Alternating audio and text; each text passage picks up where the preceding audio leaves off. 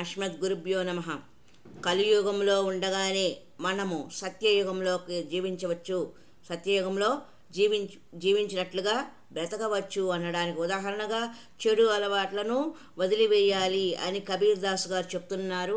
మాంసం తినకూడదు, మద్యం సేవించకూడదు, దురాచారాలు మానాలి అని. 4వది పొగాకు సేవనం.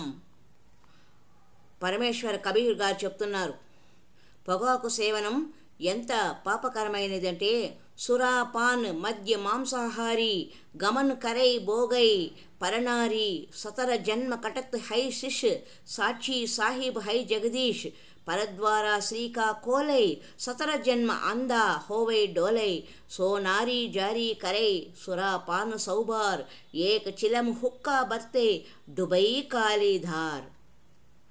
ఒకసారి మద్యం సేవించేవాడు 70 జన్మలు కుక్కలాగా జీవనం అనుభవించాలి అని చెప్పుకున్నాం. తర్వాత మలమూత్రాదులు తింటూ తిరుగుతాడు అని చెప్పుకున్నాము.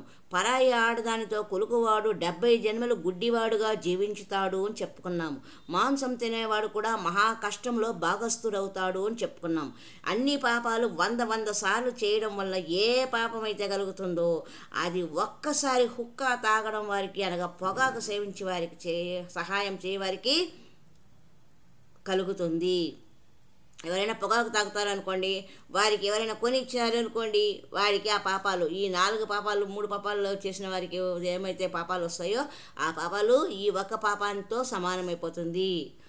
పొగాకు సేవించేవారు హుక్కా, సిగరెట్టు, బీడీ లేదా మిగతా విధాలుగా పొగాకును సేవించే వారికి ఎలాంటి పాపం కలుగుతుంది?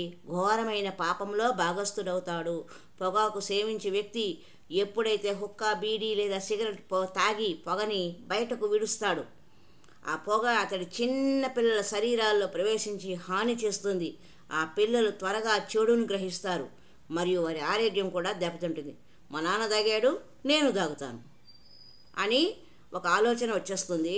రెండవది, ఇతని ఆరోగ్యం పారైంది, ఇతని పిల్లవాడి ఆరోగ్యంలో కూడా ఈ ఊపిరితిత్తులు ఆ పొగను పీల్చడం వల్ల వారి కుటుంబ సభ్యులందరూ కూడా అనారోగ్య పాలు కావడము జరుగుతుంది. ఇది హుక్కా తాగడం వల్ల లేదా బీడీ లేదా సిగరెట్టు, పొగాకు ఇవన్నీ చేయడం వల్ల కలిగే అనర్థము అని కబీర్ దాసు చెప్పారు.